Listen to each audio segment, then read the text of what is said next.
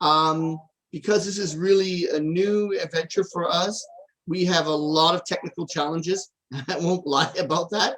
So rather than wax lyrical about things that I know not, I would like to ask Dr. Kevin Arnold to talk on behalf of himself. So let's not be him bragging, but let him actually explain about his past. So if you'd be so kind as to turn your camera on, feedback, we really appreciate that. Thank you very much. You're very welcome. It's a pleasure to be here with you two today, Mike and Bob. And I'd be happy to share my background. I have a background as a doctor of chiropractic, and I have certification in occupational injury prevention. And I have been involved with teaching at the University of Toronto and at the Chiropractic College here in Toronto, and have started off working towards a doctor of naturopathic medicine and integrated medicine, and I'm a candidate towards that PhD degree. Actually, I didn't know you knew so much. So are you also an expert of Zoom? Unfortunately, no. Neither are we. So please forgive us. We're trying to bring you the content. We'll get better as time goes on, I promise. So Bob. Yes. You would like to ask some questions? Well, yes. Dr. Arnold, can I call you that way? Sure, absolutely. Okay, great. I just wanted to, because I know from experience, every inventor has a particular unique story that goes with their invention. And we did not mention this yet, but not only are you a chiropractor, but you're also an inventor. And so that's one of the reasons you're on here, so we can, basically ask some questions and get the story of how your life actually got put together with this. So in the earlier years, when you started off, how and maybe why did you decide to be a chiropractor in the first place? Well, that's a very interesting story, Bob. I mean, Okay. Right now at the end of the story, I'm working with high performance athletes that are Olympic track and field athletes, National Hockey League players, and I've been invited to be on the pilot of a reality TV show on HGTV, national television, each week, called The Mentor. But that's the end of the story. And, the very beginning of the story, you asked me, how did I decide to be a chiropractor? At the very beginning of the story, I did not. I was certain I was going to be a medical physician, or I was going to be involved in nutrition. So during my undergraduate training at the University of Toronto in nutritional sciences, I applied to medicine and to do a Master of Science degree with David Jenkins, who's the inventor of the glycemic index. That's amazing. And it was my mother-in-law that went into the Chiropractic College registrar's office and said to Dr. Morrison, my son-in-law may be interested in applying for chiropractic college, and he's specializing in nutrition. Oh, Dr. Morrison said, that's an advantage to have a nutritional background as a doctor of chiropractic. So I said to my wife when she gave me the application materials from her mother, well, if there was something to this chiropractic profession, why haven't I heard about it during my studies at U of T and in high school? My high school had a very high status and standing. We had many students that went from this high school to Harvard and to MIT. And as soon as they heard that the student came from this high school, that put them in better standing. So anyways, my wife said to me, why don't you apply? And by the time you get the offer, you can decide if you want to turn it down or not. So at the end of the whole process, I was offered a position to come to medical school, and I was offered to do the Master of Science degree, and I was offered admission into chiropractic school. And by that point, I chose to be a chiropractor. So but hang on, I want to ask this question. What did your parents think of you giving up the possibility of being a doctor at Harvard to be a chiropractor? Were they thrilled with that? Well, just to be clear, I wasn't offered an entrance into Harvard Medical School. I was offered entrance into the Royal College of Physicians and Surgeons in Dublin, Ireland. But I just meant that the high school I went to had a very high standing in the eyes of Right, Harvard. right.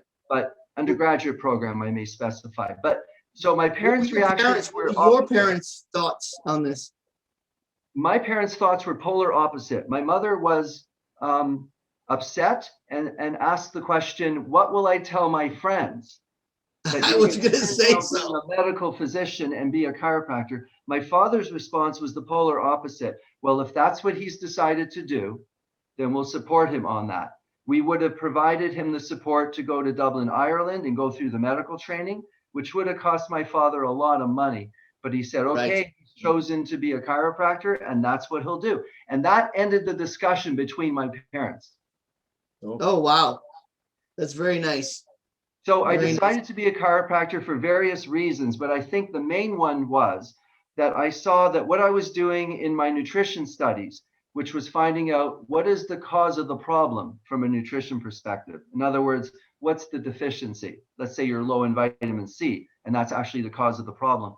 And then look at the solution which would address the cause of the problem. So this is a very similar approach in chiropractic. You look at the cause of the problem, what's out of balance in the body, what's not working right with the brain and central nervous system, which is the master control panel of your body. It controls and coordinates every cell in your body, not just every organ system, but every cell.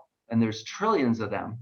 So that was in alignment with what I'd done in nutrition. And the real question is, why did I decide to go to be a chiropractor instead of accept working with a Master of Science degree with Dr. Jenkins? And he and I had a wonderful conversation where he said to me, that's okay, Kevin, you go ahead and be a chiropractor. And when you're finished training, the door is always open. You can come back here and be my Master of Science student. And I said, Dr. Jenkins, you realize chiropractic training is 5 years. He said, I know. But I know one thing about you, and I'll tell everybody out there, you're a man of compassion and you love people. And I think that you're far better off being a chiropractor, working with people hands-on on a day-to-day basis, whether they be a top athlete or a regular person, than being stuck away in a lab. So I know you have the brains for the lab, but being with people is really your forte. I would like to ask the next question, which is the most obvious one, because it's behind your head. What is the back and back clinic, and how did you come up with the back system, which is really your invention? Yes. Well, this is very interesting because in addition to being a practicing chiropractor, I've actually developed a new way of doing diagnostic assessments on people. So what this BAK is about, B stands for body, A stands for alignment, and K stands for kinetics. So this is a system which aligns the body and moves you, that's what I meant by kinetics, in a healthier direction. So this is a assessment procedure. It's a little more than that. It's not a special treatment technique. But if what we want to talk about in terms of invention, I can mention that in a moment. But if what we want to talk about is how people can have healthy living in today's increasingly toxic world, that our body has to meet that challenge and adapt to it, I would suggest to you that diagnosis is king. If you don't really know what's wrong with the health status of the body, if you don't know where the problem lies in their body in terms of health, how are you going to address it? You can have a huge amount of powerful therapeutics, but if you don't really know what you're dealing with, it would be like going to the car mechanic and the mechanic saying, well, I'm not going to bother doing a diagnostic on your car. I'm just going to dive in right now and change the left fender at the front or something. Hope that works. So what is it about this invention? So when I was in training in chiropractic school, there was a professor, Dr. Joseph Bunyan, and he had started basically a way of looking at the body and coming up with custom information in real time for that individual on his table. And the amazing thing was that the type of procedure he had developed to that point was always accurate. There was 0 false positives and 0 false negatives. So I began to work with him, and I became his protege, and he was my mentor. And one day, after we'd worked together for about 1.5 years, he turned to me and said, you know, I spoke to my wife, Marjorie, last night and said to her, if there's anyone that's going to finish my research and my method, it'll be Dr. Kevin Arnold. Well, I mean, I was silent and stunned, because how do you say to Einstein, when he tells you you're going to finish his theory of relativity, that you're going to be the one? My friends tell me today that what I should have said to Dr. Bunyan was, thank you. But I mean, at the time, I didn't know what to say. But I did finish his method. There were certain parts of the nervous system and skeletal system and muscular system which he didn't know how to assess. So it's true what he said. He was right, but it's no longer the same animal. This method he had, I have expanded to be not just a way for the chiropractor to know better where to work on the person's spine, but this is now a test and a treatment and a treatment plan that can be used across the healthcare disciplines, both by a medical physician as well as a physiotherapist, a personal trainer, or a kinesiologist. This thing is amazing. So I can talk more about what it is, but that's how it got developed. Oh, amazing. Amazing. Yes. Well, I'm interested in knowing, dealing with other inventors, because very often the time that people work on things is very different, and the perception of the time is very different. My question is, how long, you said you mentioned that you worked for about a year with the doctor, and how long after that did it take you to basically finalize the system? Formulate, yeah. So that's an excellent question. We actually worked together for about 2.25 years, and then through health reasons and illness, he had to stop working. He was a much older man at that point. He had been developing his method since 1971. We worked together in 1988, 1989. So from 1989 to where was the method or the system completed and finished? So Bob, I'll answer you in two ways. Tongue in cheek, I'll say to you, it's not finished yet. It's evolution, right? It's an evolution. It's a system that's in evolution. And actually last month, I finished some research and documentation and validation of a whole new level of it. But let's just talk in terms of real terms of what your question is. I would say it was when I finished working on the main core of it and in a very beneficial system, to a point where I finalized the manuscript to my book, Bringing Back Balance into Your Life, the back system, one test, one 30-minute visit, immediate results, find out what's really wrong with you and what other Olympians and thousands of others have found out, the solution to your health problems. So that's the long title of the book. That was published in March of 2015. So I could say in one sense, it was completed after him beginning the work in 1971. And I started my particular version of it and developing it in 1989. So 1989 to 2015. What's that, 26 years? Yeah. Right. So quick. I think why we ask that question is in the insight of a lot of people looking at software. You know, they make a prototype beta version in 6 months, and they have it on the market in 12 months, and they're going to an IPO after 24 months to 36 months, and they're sitting on their yacht at year 5, right? So we want to just temper people out there. When you're dealing with something as complex as the human body, it might take a lifetime and then some.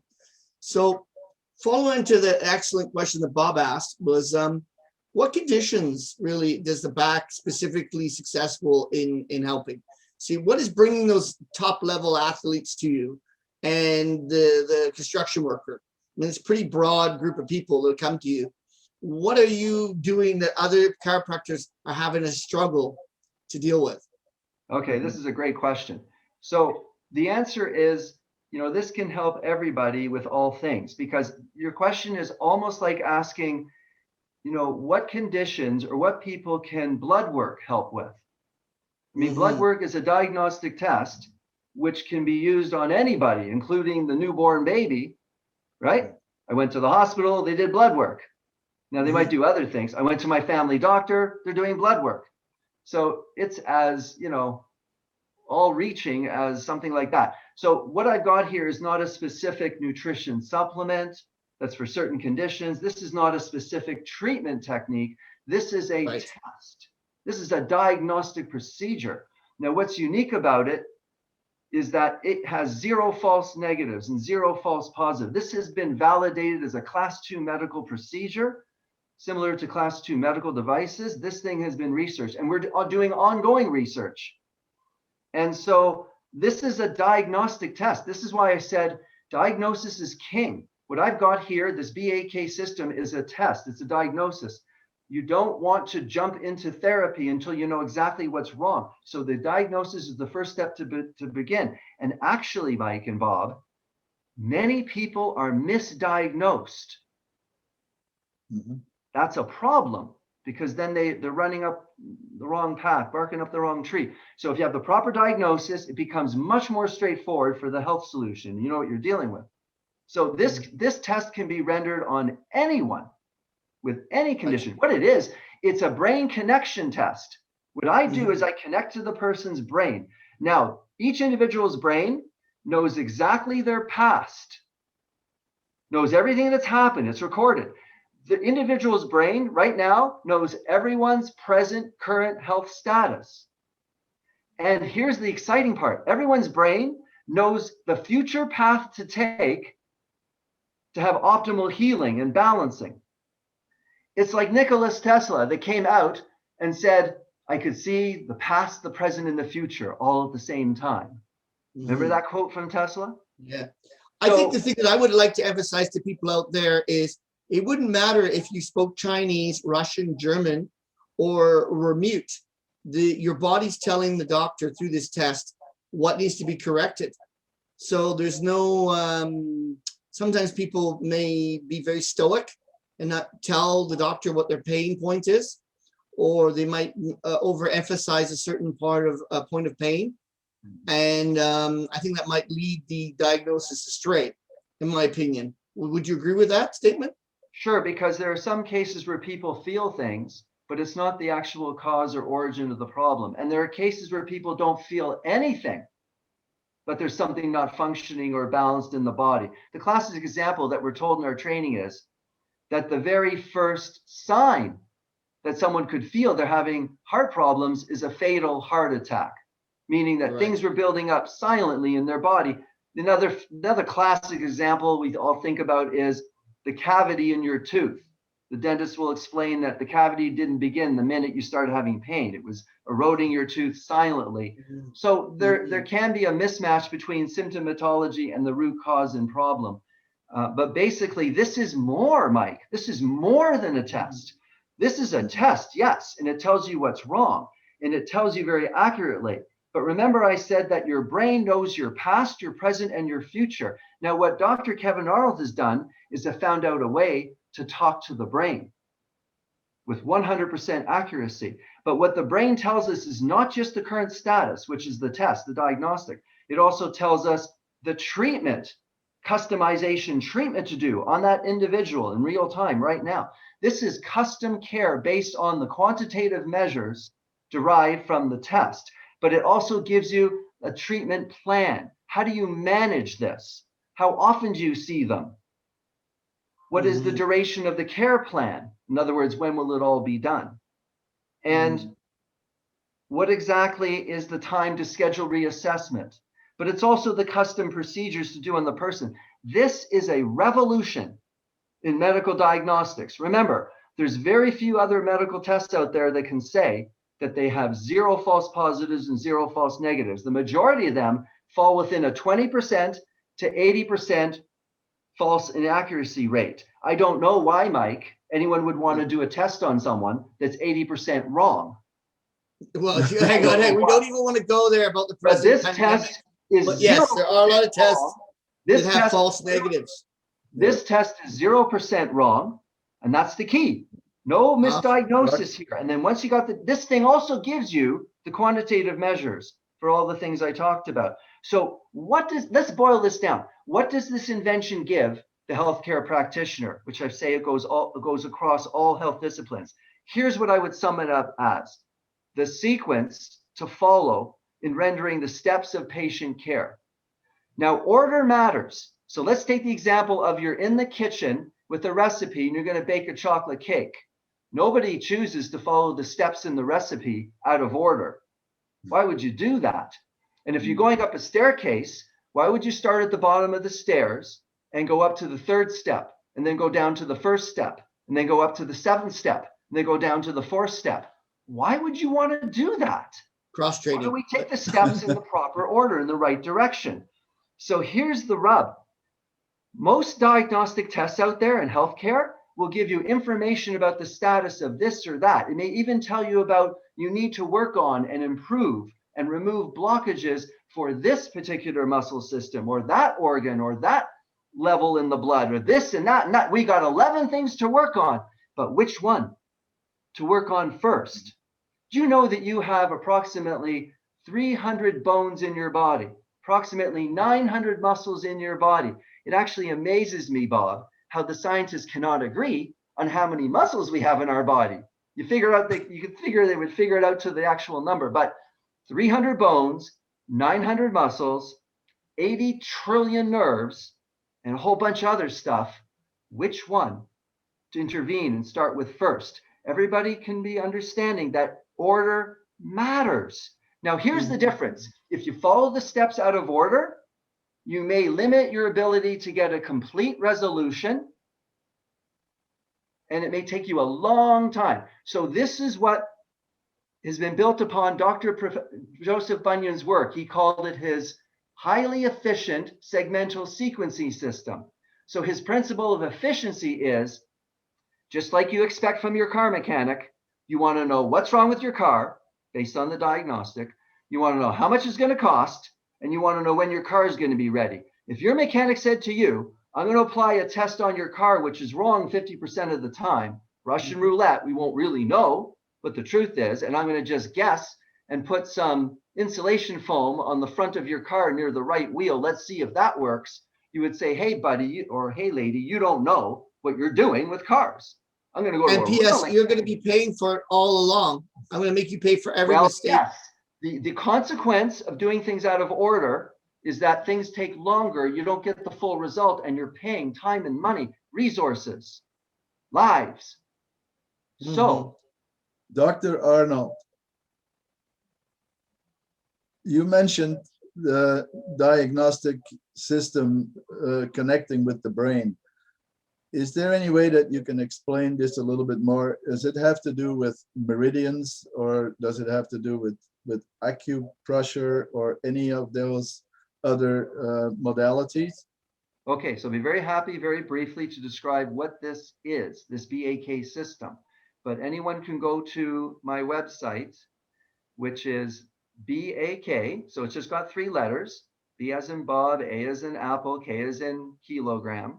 Yeah. So BAK Clinic, just like you see behind me, .ca for Canada. And all the information is there. Also, if they want a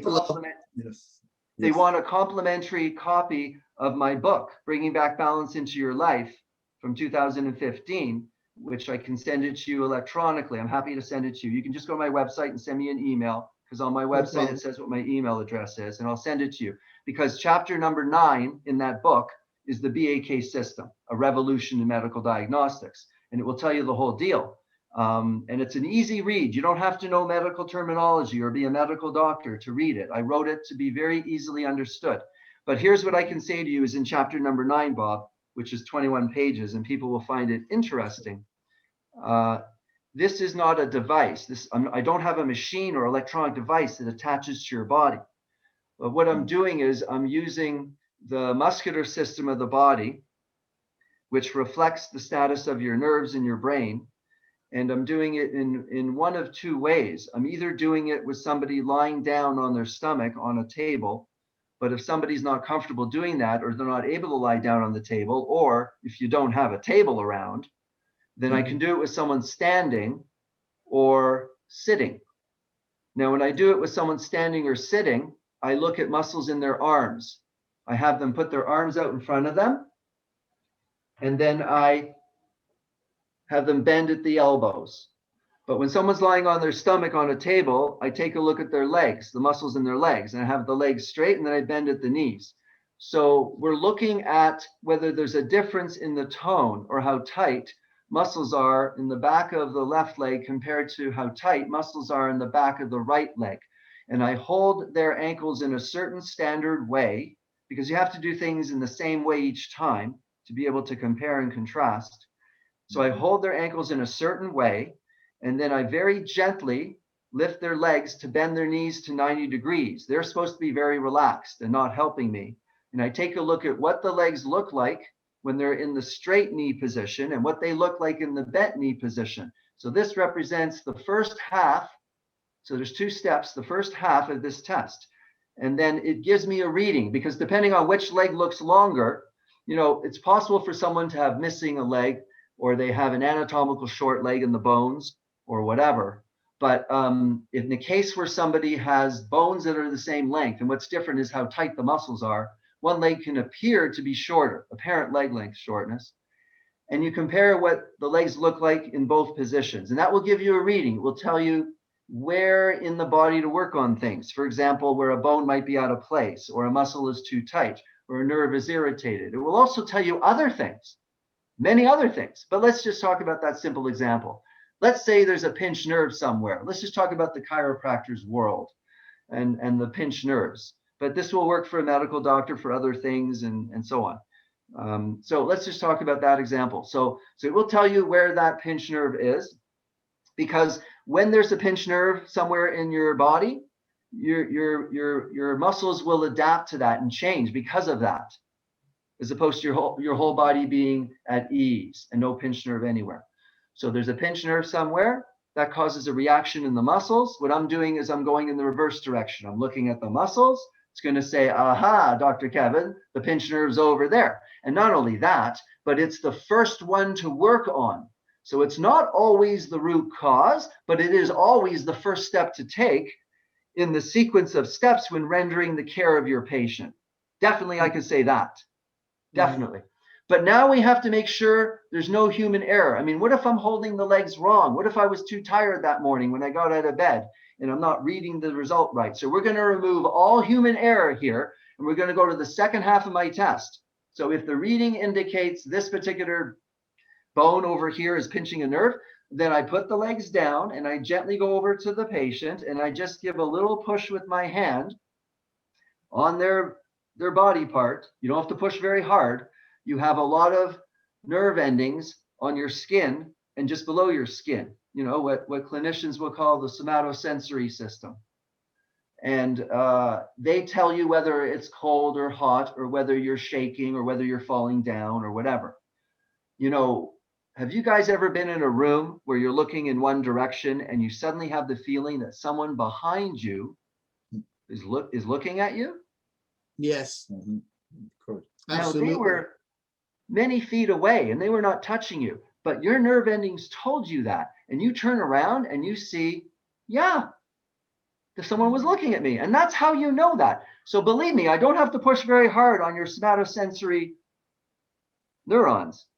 They're going to tell, even if, okay. So then I push on the part, I run back to the legs, and I look to see if the unequal leg lengths equaled out. They leveled out.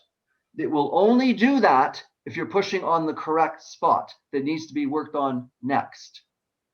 So I have step 1 is the reading from the leg length analysis done in a standard way. It's very important the patient is positioned just the right way. The patient behaves just the right way. You hold the legs and move them in just the right way. And you get the reading, you know what you're looking for, and then you go ahead and you do the confirmation test, which is step 2. So there's 2 parts to this test. And then you run back and you look. If those legs level out, there's no doubt about it. And it's amazing to say that something is never wrong, but I've tried to build into this a way to remove all false readings. So then you've got the test completed. Now it gives you a lot of other information. Doesn't just tell you the location of where something is. It tells you a lot. But you then can base your plan of care on that information. Now, generally what a chiropractor does is work on that first bone. Could be in the spine, could be in the arms or legs, could be in the face or head or tailbone. It's a lot of stuff to look at, but you work on that first one with the technique that you're comfortable with. So no practitioner that I've taught that learns my diagnostic system has to change their treatment techniques or go out of their comfort zone. I'm just Well, helping them learn. Can I ask this question then? Just you brought up other practitioners. How many practitioners have you taught? And is that the goal to get this out to other practitioners? Or is this going to be your little secret weapon? Great question, Mike. Can I answer that in like 15 seconds? Sure. I promise I won't forget. Okay, so I was just finishing saying, and then I'll answer that question about how many I've taught and where this is going.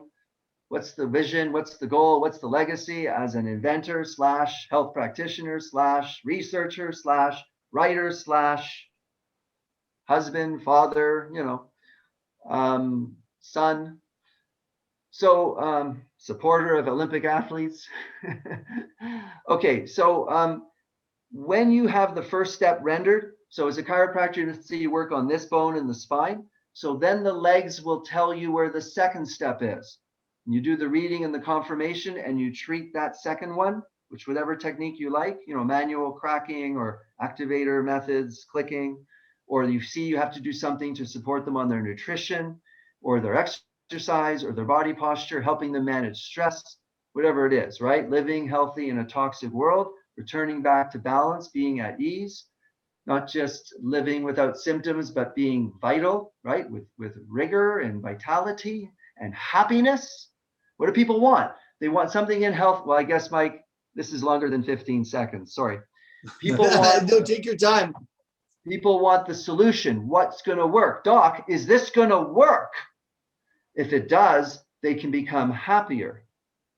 But anyways, so the chiropractor works on the first bone, and then it tells you the second bone and the third bone. So you're going through the spine in the proper order. Order matters. So doctors that have learned this system with me just add this type of testing to the work they already know and do. This is not meant to replace what a doctor is currently doing in diagnosis. They can still do the blood work and the imaging and whatever else they do in their examinations as a health practitioner across the board. For a chiropractor, it may be manual and dynamic palpation, motion palpation, looking at the x-rays or other imaging, and whatever else they do, okay? So this is meant to complement the usual diagnostic workup because it gives unique information and leads you to know better how to use that information to formulate an effective and efficient healthcare plan, which leads to the goal of something, resolution of a problem in health or optimal health or maintenance. I mean, I work with Olympic athletes because I'm trying to help them perform at an optimal level. It's really exciting. And yes, sometimes they come to me with some injury, but the idea is to prevent the injury in the first place, which is unheard of at the Olympic level. What do you mean I'm not going to get injured? I mean, I've worked with some athletes at the high performance level that haven't had an injury in 27 months. Wow. Track and field, pound, pound, pound. We're talking about the gentle workouts they do, they call tempo, and the intense workouts they do, and they're lifting 400 or 700 or 900 pounds in the weight room. Like unbelievable, but they're not getting injured. Why? Because if you balance the body and you have it work at an optimal performance, it can adapt. What we used to call homeostasis, or staying within 2 standard deviations of the mean.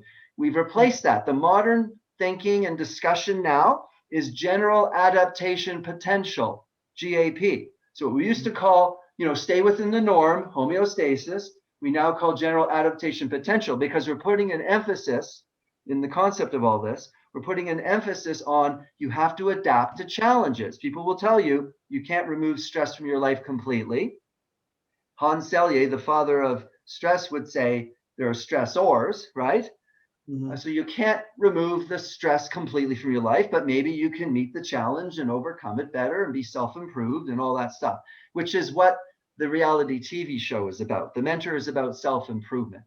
These people, they get all these educational programs, their degrees from school, and they can't find the job of their dreams. It's a wonderful, wonderful television series. We look forward to that. If you have any links on that, I mean, I will challenge you to come back to my question about legacy. Yeah, I'm there. Because I really want to understand if it's such a better way. A lot of inventors have a better way. And I will bring the example Okay. of toilet paper. Toilet paper was patented in 1865, right after the Civil War, but took 3 full years to be accepted as an invention. You'd think people would immediately have thought, wow, I don't want to wash a rag. But it was only the moving out to the pioneers moving out west that made people adopt this idea of they call it a medical paper for, doing their business. So what is it that needs to happen to get other chiropractors to buy into the system? I'm sure there might be some resistance, especially if you're telling them, whoa, everything you knew about doing chiropractic is kind of old hat and this system is so much better. Are you getting resistance, or are they knocking on your door saying, teach me, teach me? There's no resistance once they become aware of what it gets the doctor, which is how to work with things in the proper order. So you get a more positive influence on your patient and you're able to help people better for the rest of your life. There's no resistance. It helps them make more money. It helps them render their profession more efficiently and effectively. It doesn't ask them to go out of their comfort zone. There's no resistance. But let's remember in the healthcare context that Louis Pasteur started telling the medical profession that there's little tiny bugs that we can't see with our naked eye that are causing, problems. And we should not be going from the dead bodies in our anatomy and dissection room with all that guck on our hands, bare hands, and then go into the obstetrics ward and deliver a baby from the woman. That's what they were doing back then. He said, no, we shouldn't do that. They're like, what do you mean there's little tiny invisible creatures that are causing problems? But let's even talk about the more recent example about the scientists that discovered that ulcers are not caused by an over level of acid in the stomach, but by a bacterial infection. So both this scientist and Louis Pasteur were first ridiculed by medical profession and called crazy, and then later accepted as, of course, we always knew that was true. Exactly. So exactly. It's the inventor woe. Happens all the time. That's it. That's what we're talking about to inventors today, and what you're sharing your experience is invariably it's ignored, then ridiculed, then questioned, and then totally accepted. So my motivation of being involved with the reality TV show was primarily people would get a chance to see on national television every week. They'll see a psychologist and they'll see the host of the show and they'll see the two candidates, the lady and the man who are trying to self-improve to get the job of their dreams. And the psychologist would help remove the fear from their mind and empower them to be positive thinking.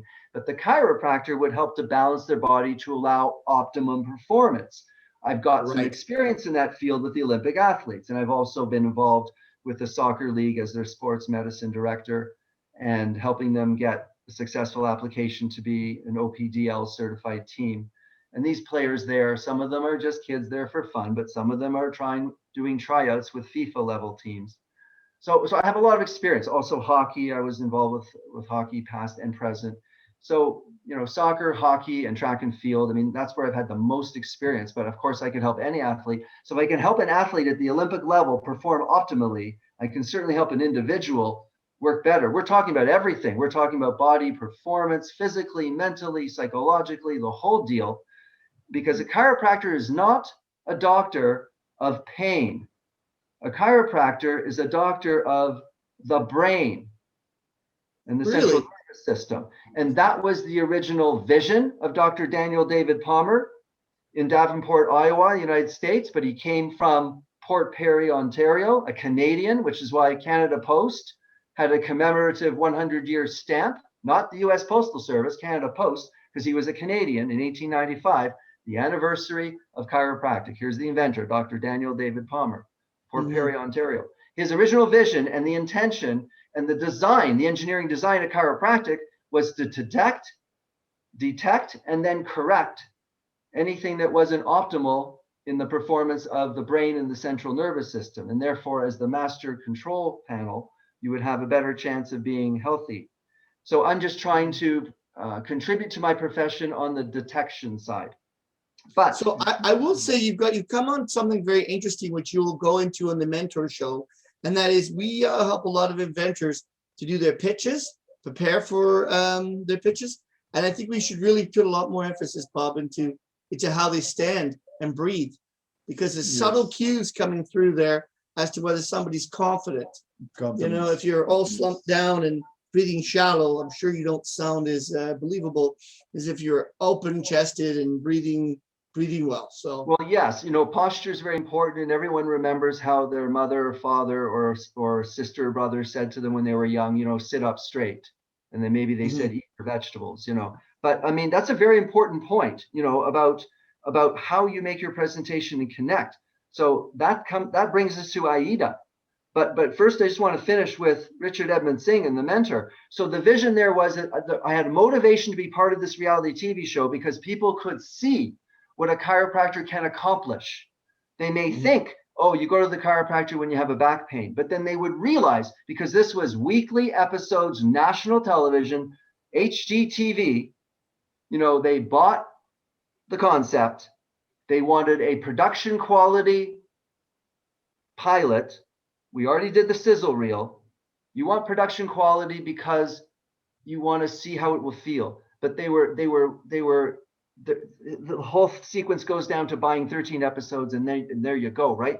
But so that was the motivation. So people could see, oh, a chiropractor is actually helping people perform and get a job, and as well as helping get a pain go away and whatever, so the whole, and I wasn't going to stand there and say, chiropractors are the best. And I would never think that in my mind. I just want to be part of somebody's healthcare team, working side by side with their family doctor and whoever else they choose to help as best we can as a team, support them and get them better. I have a lot of friends who are medical doctors, including some of those people that went to Harvard Medical School and MIT. And, we've known each other since we were very young and very small, and we respect each other. They went that path, medicine. I went this path, chiropractic, but we are friends and we can talk about different things and may not agree on everything, but we want to collaborate. But let's come to Aida. Aida Memisevic is an award-winning producer of television shows and teaching programs. She has written teaching programs at the college level and collegiate university level and currently is teaching, but she has been the producer of these kind of shows. She's been on TED Talks, and everyone knows her in that community in Toronto. Now, the reason I bring up this wonderful, talented person is because she said to me in a casual conversation one time, Dr. Kevin, what are you doing with this? Your book. And she said to me, I can see for you, you may want a two-pronged approach. Number one, have some type of filming or interview of you where somebody is asking you questions, almost trying to ask you in the negative and debunk. And then you come back and you answer quite naturally actually, this is what's true. And these are the features and benefits of what you do. And this is the potential. But the second thing she said was even more exciting to me. She said, why don't you consider filming some type of docu-series where you show the struggle you're going through to go through the steps that Pasteur and the guy that figured out what ulcers are really from, going from rejection and denial to neutrality to acceptance to, well, we always knew it was absolutely true. Why don't you film that documentary experience showing the struggles you're going through, that you can't get it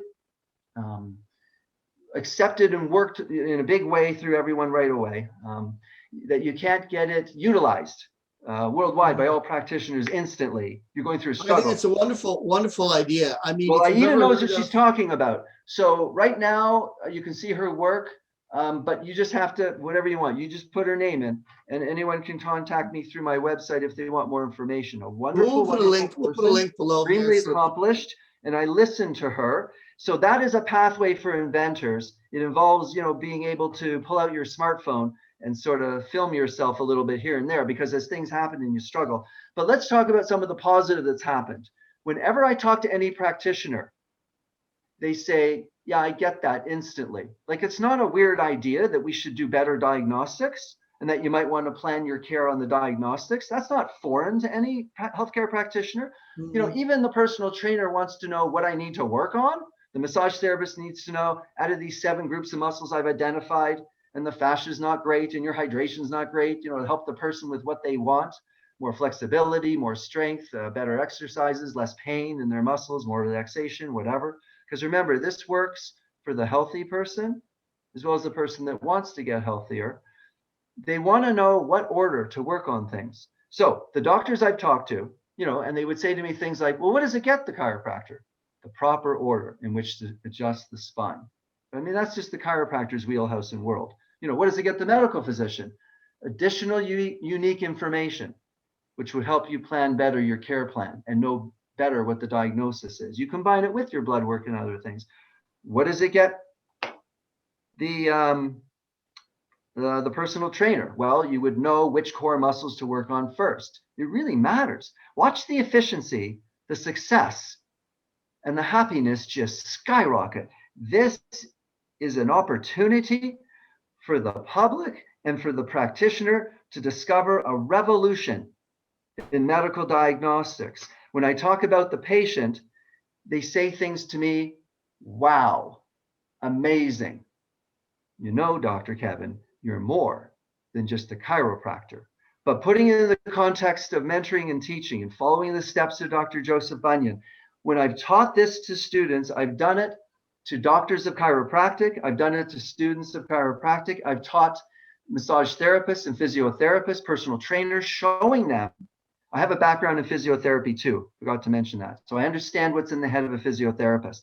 I do not render physiotherapy service, and I'm not registered as a physiotherapist in Ontario or Canada, but I did pass the boards, and I have my license to practice in the Commonwealth of Virginia, United States of America, as both a chiropractor and a physiotherapist. But anyways, they understand the value of it. So the doctors that I've taught and trained, there's 3 tracks, of course. There's the introductory, the intermediate, and the advanced class. But they love it, and they're very excited about it. I mean, it just lets them do what they're doing already, but differently, and it helps them have a more positive influence on their patients for the rest of their lives. So yes, I'm teaching it. A lot of great and information. I have a partner with me who's a business. Sorry, Bob? I said that's a lot of great information we received already. Just wanted to find out how much time we have left here. We have a few more minutes, but I think, do you want to give some information about upcoming courses or webinars or other interesting events that people would like to actually participate in, either if they're a professional in learning the back system, or if they're a person in need, where they can find you? I mean, we will be putting your link to your clinics on these. That's all they need. www.bakclinic.ca. bakclinic.ca for Canada. So if you're a practitioner in Europe or Asia or South America or wherever, the Antarctic, just go to backclinic.ca. That's all you got to know, because there is my telephone number. There is my private cell number if you wish to reach out to me, where you can text me or call me, and I will call you back and I will text you. And there is our email address. There is an opportunity for you to request a complimentary copy of the book. And there is the opportunity and information to know about future upcoming courses. And what I just wanted to say briefly about the courses and the information and training is that what I decided to do, let's talk about this from the perspective as an inventor, is I decided to partner with people, that can support me on this, that may have a field of expertise that I don't have. And also I want to focus on my doctor's stuff and my research. So I partnered with a past adjunct professor in business and stress, many years in the field. He actually brought in the very first employment workplace parity program for women in the workplace. In other words, that they get paid equal money for equal work. This man actually brought the first program in with the Canadian government. But he's been an adjunct professor. Adjunct just means part-time, at Seneca College and York University and Ryerson. And so with his strengths in understanding business and stress management and how to teach and how to put on workshops, he and I have together developed the Back Corporation, and his job is to be the businessman and help me take my content that's in my head and to make it into a very, very good, from the perspective of students and also teachers, workshop program where you learn the BAK system and you can get certified. So in healthcare and in medicine, you are not allowed in legal jurisdictions to trademark or patent a medical diagnostic procedure. But what you can do is patent or trademark a certification program. So for example, you could say that I am a certified BAK practitioner. And if somebody says they are and they haven't taken my course and they haven't got the certificate from me, then I can sue them. But if somebody wants to learn some of my method, not bother to take my course and not get certified, they could say they're using the BAK, but they can't say they're a certified practitioner of the BAK, which might imply that they don't know the full method or they don't know it properly. But I can't sue them if they say, well, I'm doing some BAK work, because it's in the public realm and it's for us to share. But I can certify them. So we have the certification program, we have the workshops, we've done it before, we're doing it now, we're doing it in the future, and we're concurrently doing the research. No, that's amazing. And I would think that for Inventors, the two critical pullouts there are he's found a way to protect his IP. And number two, he's working with professionals who are talented in areas where he's not to make a success. A team, everything's about team. So Dr. Kevin Arnold, we want to thank you so very much for your time today. We learned so much, as we always do. And I know how busy you are. I heard your phone ringing. So I think we're probably going to have to call it a day. So anything you want to say, Bob? Well, thank you very much. And, you know, we have, you know, so many inventors. And congratulations, by the way, on pursuing your invention and 26 years. Keep working on it and keep perfectionizing it. That's definitely for sure. No, Thank you. And I just want to say very quickly that I appreciate it. It's been my pleasure to be here. And as you mentioned to the audience at the beginning, the two of you and I have known each other for some time, and I'm grateful for that. But I really do respect both of you. I'm really grateful that as we continue, you know, knowing each other over time, you earn my trust and my respect all the time. You keep coming up with things and ideas and things. So it is very much something I appreciate you guys. And I would encourage your audience to listen to you two gentlemen, because I find your information very valuable and right on the money. And I have read your new book, and I found that to be wonderful too. So I don't know if your audience knows about your new book, but I would just say to the audience, please listen to these two gentlemen. I found that to be very helpful to me. Thank you very much. And I would also ask a really big favor, that would you come back in the future if we do a panel discussion on new emerging medical technologies? Yes. We'd really love to have your insight. There's so many interesting inventions, especially age extension and quality of life extension. Sort of non-traditional medicines, stem cells, all the new stuff, herbology, and all kinds of wonderful things. So if you would be love to come back and give us your time and how valuable it is, we'd really appreciate that. Yes, absolutely. And I would also like to say it in a way like employees are trained at Walt Disney World and Canada's Wonderland. When one of the patrons says thank you, they train their employees at Walt Disney World and Canada's Wonderland to say, it's been my pleasure. Oh, yes, it's been our pleasure as well. Have a wonderful day. Thank you very much, and we'll talk to you soon. Okay, talk to you soon, Mike and Bob. Bye. Bye for now. Bye for now.